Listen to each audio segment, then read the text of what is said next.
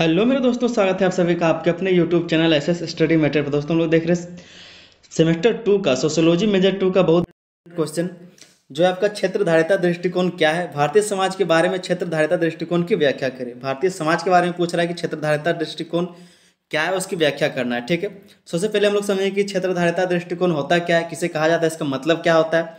Channel पर नए तो चैनल को सब्सक्राइब कर लीजिए, साथ ही अपने दोस्तों तक इस वीडियो को ज़्यादा से ज़्यादा शेयर कीजिए क्योंकि एग्जाम जो आप लोग का कल ही है। ठीक है, 22 तारीख को आप लोग का एग्जाम है, तो फटाफट तैयारी कर लीजिए और अपने दोस्तों तक भी इस वीडियो को शेयर कर दीजिए। आइए समझते हैं।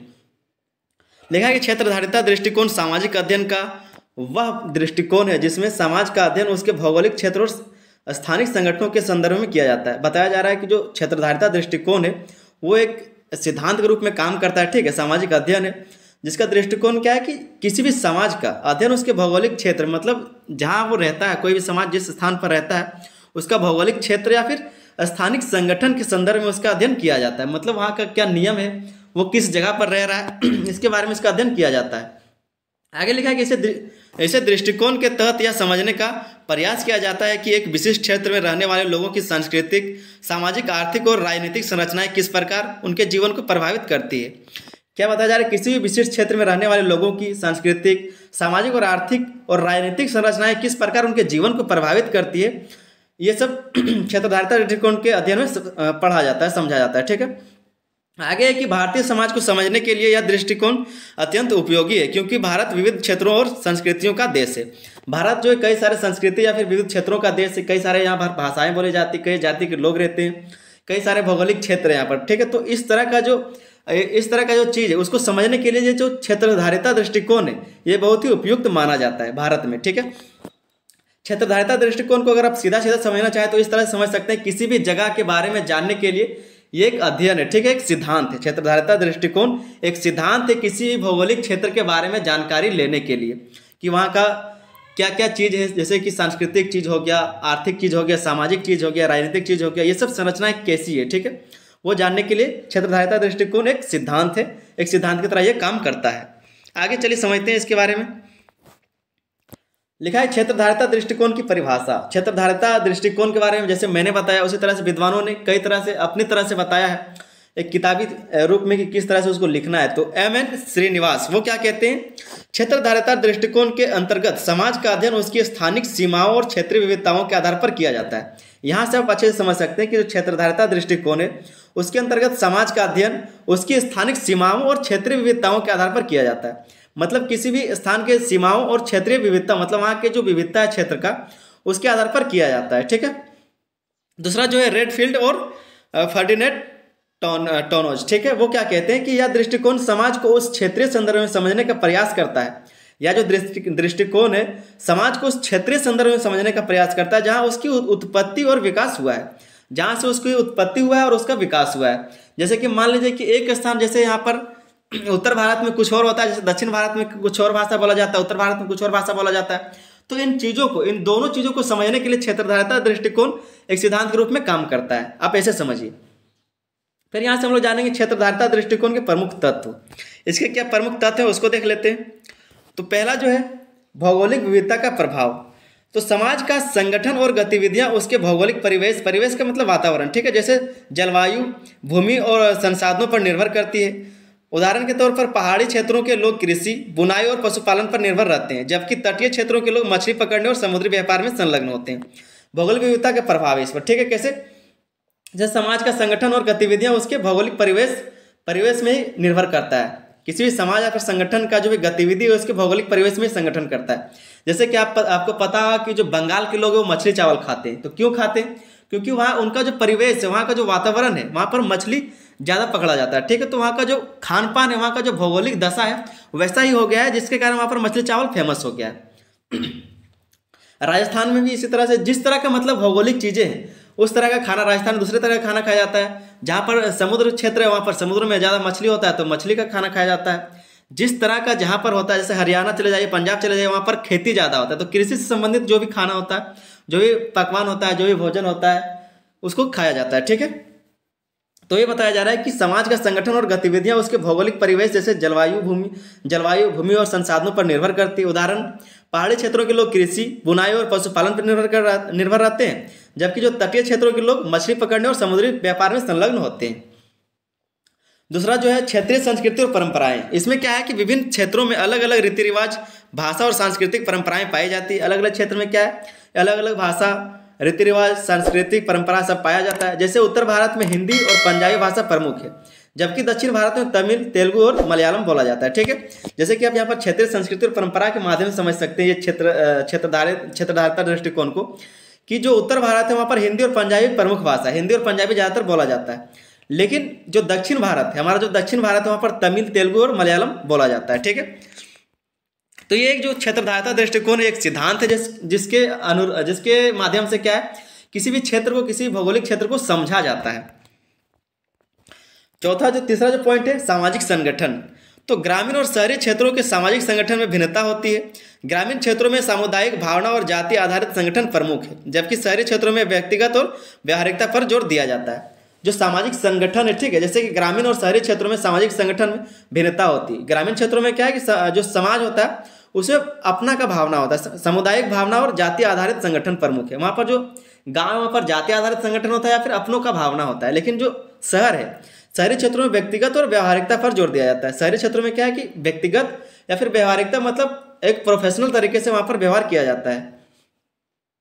चौथा जो तत्व है वो क्या, आर्थिक संरचना का प्रभाव। आर्थिक संरचना का प्रभाव, इसमें क्या होगा कि क्षेत्रीय संसाधन और आर्थिक गतिविधियां समाज की संरचना को प्रभावित करती है। जैसे पंजाब और हरियाणा में हरित क्रांति के कारण कृषि का तीव्र विकास हुआ। क्या बताया जा रहा है, आर्थिक संरचना का प्रभाव इसमें है। कैसा, तो क्षेत्रीय संसाधन और आर्थिक गतिविधियां समाज की संरचना को प्रभावित करती है। जैसे पंजाब और हरियाणा में क्या, हरित क्रांति के कारण वहाँ पर तीव्र विकास हुआ है, किसका, कृषि का। जबकि झारखंड और छत्तीसगढ़ जैसे क्षेत्रों में खनन आधारित अर्थव्यवस्था है। जबकि झारखंड और छत्तीसगढ़ में क्या है, बंगाल में क्या है कि यहाँ पर खनन ज़्यादा किया जाता है, खनन आधारित यहाँ का अर्थव्यवस्था है। ठीक है, आगे हम लोग समझेंगे भारतीय समाज में क्षेत्रधारिता दृष्टिकोण की व्याख्या। भारतीय समाज में जो क्षेत्रधारिता दृष्टिकोण उसकी व्याख्या को क्या लिखा गया है कि भारतीय समाज एक बहुस्तरीय और विविध संरचना है। इसे समझने के लिए क्षेत्रधारिता दृष्टिकोण अत्यंत उपयुक्त है। यहाँ जो है भारत में विविध तरह की भाषाएं, बोली, समाज, जात पाया जाता है। तो ये जो क्षेत्रधारिता दृष्टिकोण ये बहुत ही उपयुक्त है भारत को समझने के लिए, भारत की विविधता को समझने के लिए। क्षेत्रधारिता दृष्टिकोण का मतलब जो है हम आपको बार बार बता रहे हैं कि किसी भी भौगोलिक क्षेत्र को समझना, ठीक है, किसी भी विषमता को, किसी भी विविधता को समझने के लिए इस सिद्धांत का प्रयोग किया जाता है। ये एक माध्यम है, क्षेत्रधारिता दृष्टिकोण एक सिद्धांत है। ठीक है, तो क्या है कि क्षेत्रीय विविधता, यहाँ हम लोग क्या समझ रहे हैं, क्षेत्रीय विविधता। ठीक है, क्षेत्रीय विविधता को हम लोग यहाँ पर समझेंगे। सबसे पहले भारतीय समाज में जो क्षेत्रधारिता जो व्याख्या हम लोग कर रहे हैं उसमें से क्या है, तो क्षेत्रीय विविधता। यहाँ पर क्या लिखेंगे, भारत में विभिन्न क्षेत्र अपनी भौगोलिक स्थितियाँ, भाषाओं और सांस्कृतिक विशेषताओं के लिए जाने जाते हैं। भारत का जो है अपने विभिन्न क्षेत्र और अपनी भौगोलिक स्थितियाँ, भाषाओं और सांस्कृतिक विशेषताओं के लिए जाना जाता है। जैसे राजस्थान की मरुस्थलीय संस्कृति, केरल का आयुर्वेदिक विज्ञान और हिमालय क्षेत्रों की आध्यात्मिक परंपराएं, ये सब क्या है, क्षेत्रीय विविधता है। दूसरा पॉइंट है आपका सामाजिक विविधता। ये सब व्याख्या है, समझ रहे हैं हम लोग कि क्षेत्रधारिता दृष्टिकोण भारत में कैसे इसको व्याख्यान किया जा रहा है। सामाजिक विविधता, तो जाति, धर्म और आत्मा के आधार पर समाज में क्षेत्रीय विभिन्नताएं पाई जाती है। जैसे उत्तर भारत अधिक सशक्त है, जबकि पूर्वोत्तर भारत में आदिवासी समुदायों का प्रभुत्व है। सामाजिक विविधता कैसे, तो जैसे जाति हो गया, धर्म या फिर आत्मा के आधार पर समाज में क्षेत्रीय विभिन्नताएं पाई जाती है। उत्तर भारत को आप देख सकते हैं कि जो है अधिक सशक्त है, ज़्यादा विकसित है। लेकिन जो पूर्वोत्तर भारत है, जिसको 7 सिस्टर्स बोलते हैं, अरुणाचल हो गया, असम, आपका त्रिपुरा, मिजोरम, मणिपुर, ये सब जो है सब कुछ क्या है, थोड़ा सा पिछड़ा हुआ है, कम सशक्त है वो। यहाँ पर क्या आदिवासी समुदायों का प्रभुत्व ज़्यादा है। तीसरा जो है आर्थिक विविधता, तो कृषि आधारित क्षेत्रों, औद्योगिक क्षेत्रों और व्यापारिक केंद्रों की गतिविधियां भिन्न होती है। जैसे पंजाब और हरियाणा में कृषि का विकास अधिक है, जबकि महाराष्ट्र और गुजरात में उद्योग और व्यापार अधिक है। यहाँ पर आप लोग देख सकते हैं कि महाराष्ट्र और गुजरात में क्या है कि व्यापारिक चीज़ें ज़्यादा होती है, व्यापारिक गतिविधियाँ ज़्यादा होती है। जबकि जो पंजाब और हरियाणा वहाँ पर खेती ज़्यादा किया जाता है, क्योंकि वहाँ का जो परिवेश है, जो भौगोलिक चीज़ें वहाँ पर इसी तरह का बनाया गया। तो आर्थिक विविधता में क्या है कि वहाँ पर खेती किया जाता है और यहाँ पर व्यापार किया जाता है। चौथा जो पॉइंट है राजनीतिक विविधता। राजनीतिक विविधता, इसमें क्या होगा कि विभिन्न क्षेत्रों में राजनीतिक विविधताओं और आंदोलनों का प्रभाव भिन्न होता है। जैसे तमिलनाडु में द्रविड़ आंदोलन का प्रभाव, ये जो द्रविड़ आंदोलन है ये 1916 का बात है, ठीक है, ये एक आंदोलन था, इसके बारे में हम लोग बाद में पढ़ेंगे। तो क्या है इसमें कि विभिन्न क्षेत्रों में राजनीतिक विविधताओं और आंदोलनों का प्रभाव भिन्न होता है। जैसे तमिलनाडु में द्रविड़ आंदोलन का प्रभाव, जबकि उत्तर प्रदेश और बिहार में जाति आधारित राजनीति का वर्चस्व है। जबकि उत्तर प्रदेश और जो बिहार है वहाँ पर बताया जा रहा है कि जाति आधारित जो राजनीति वहाँ पर ज़्यादा उसका वर्चस्व है। पांचवा जो है आपका शहरी और ग्रामीण विभाजन। तो भारत में क्षेत्रीय दृष्टिकोण के आधार पर शहरी और ग्रामीण समाज में स्पष्ट भिन्नताएं देखी जा सकती। ग्रामीण क्षेत्रों में सामुदायिक संगठन और पारंपरिक जीवन शैली प्रमुख है, जबकि शहरी क्षेत्रों में आधुनिकता और वैश्वीकरण का प्रभाव अधिक है। जबकि शहरों में क्या है कि आधुनिकता और वैश्वीकरण का प्रभाव वहाँ पर ज़्यादा देखा जाता है। छठा जो पॉइंट है आपका धार्मिक विविधता और क्षेत्रीय प्रभाव। इसमें क्या है, तो भारत में विभिन्न धर्मों का क्षेत्रीय प्रभाव देखने को मिलता है। जैसे वाराणसी हिंदू धर्म का प्रमुख केंद्र है, जबकि अमृतसर सिख का। धार्मिक विविधता भी और क्षेत्रीय प्रभाव है इसका कैसे, तो आप लोग देख सकते हैं कि यहाँ पर जो वाराणसी है वो हिंदुओं का प्रमुख केंद्र है, हिंदू धर्म का, और जबकि अमृतसर जो है वो सिख धर्म का प्रमुख केंद्र है। इसी को हम लोग जो क्षेत्रधारिता दृष्टिकोण इसके महत्व को देखते हैं। ठीक है, समाज की गहरी समझ। ठीक है, समाज की गहरी समझ होता है क्या, तो क्षेत्रधारिता दृष्टिकोण का जो महत्व है वो क्या है, तो इससे समाज की गहरी समझ होती है। कैसे, तो इस दृष्टिकोण के माध्यम से समाज की भौगोलिक और सांस्कृतिक संरचनाओं को समझा जा सकता है। ये जो दृष्टिकोण है क्षेत्रधारिता दृष्टिकोण, इसके माध्यम से समाज की भौगोलिक और सांस्कृतिक संरचनाओं को क्या समझा जा सकता है कि कहाँ का क्षेत्र, भौगोलिक क्षेत्र कैसा है, वहाँ का समाज कैसा है, वहाँ का संस्कृति कैसा है, परंपरा कैसा है, इस चीज़ों को समझा जा सकता है। ठीक है, तो ये क्षेत्रधारिता दृष्टिकोण का महत्व है। दूसरा जो पॉइंट है आपका सामाजिक समस्याओं का समाधान। यहाँ से इस क्षेत्रधारिता दृष्टिकोण का ये जो सिद्धांत है इसको प्रयोग करके जो सामाजिक समस्या है उसका समाधान किया जा सकता है। क्षेत्रीय दृष्टिकोण से विभिन्न क्षेत्रों की समस्याओं को समझकर समाधान निकाला जा सकता है। जैसे पिछड़े क्षेत्रों के लिए विशेष योजनाएं, जैसे पूर्वोत्तर विकास योजना बनाया गया है। ठीक है, तो इस तरह से पता करके वहाँ का विकास किया जा सकता है, समस्याओं का समाधान किया जा सकता है। तीसरा जो पॉइंट है वो महत्व है वो विकास योजनाओं का निर्माण। इससे क्या है कि विकास योजनाएं भी लाई जा सकती है, निर्माण किया जा सकता है उनका। तो क्षेत्रीय विविधताओं को ध्यान में रखकर विकास नीतियां बनाई जा सकती है। जैसे कृषि के लिए क्षेत्रीय जलवायु को ध्यान में रखते हुए योजनाएं बनाना। जैसे कि कृषि के लिए क्या है कि क्षेत्रीय जलवायु को ध्यान में रख के कि कहाँ का जलवायु कैसा है, वहाँ पर किस तरह का कृषि किया जा सकता है, इस तरह का योजना बनाना, ये सब महत्व है। ठीक है, ये सब महत्व होता है। फिर हम लोग निष्कर्ष को देखेंगे। निष्कर्ष में क्या लिखना है कि क्षेत्रधारिता दृष्टिकोण भारतीय समाज को समझने का एक महत्वपूर्ण माध्यम है। ये एक सिद्धांत है, एक माध्यम है, किसको, तो भारतीय समाज है उसको समझने का। भारत जैसे विविधता भरे देश में जहाँ विभिन्न भाषाएं, संस्कृतियां और जीवन शैलियाँ पाई जाती है, यह दृष्टिकोण सामाजिक संरचना, समस्याओं और विकास को बेहतर तरीके से समझने में सहायक है। ये जो सिद्धांत है, ये जो दृष्टिकोण है, ये सामाजिक संरचना, समस्याओं और विकास को बेहतर तरीके से समझने के लिए क्या है, सहायक है। ठीक है, उम्मीद करते हैं कि वीडियो आपको अच्छा लगा, बहुत ही अच्छी तरह से आपको समझ में आया होगा। लास्ट मिनट में ये वीडियो कराया गया है, आप लोग बहुत ही अच्छे से समझ लीजिए और इसको एक बार नहीं 2 बार देख लीजिए तुरंत ही। ठीक है, ताकि आपको अच्छे से याद हो जाए और जाकर आप एग्जाम में लिख सकें, क्योंकि ये जो आपका सिलेबस का एक मेन पॉइंट है। ठीक है, ये मेन पॉइंट का क्वेश्चन है, ये आपका आ सकता है।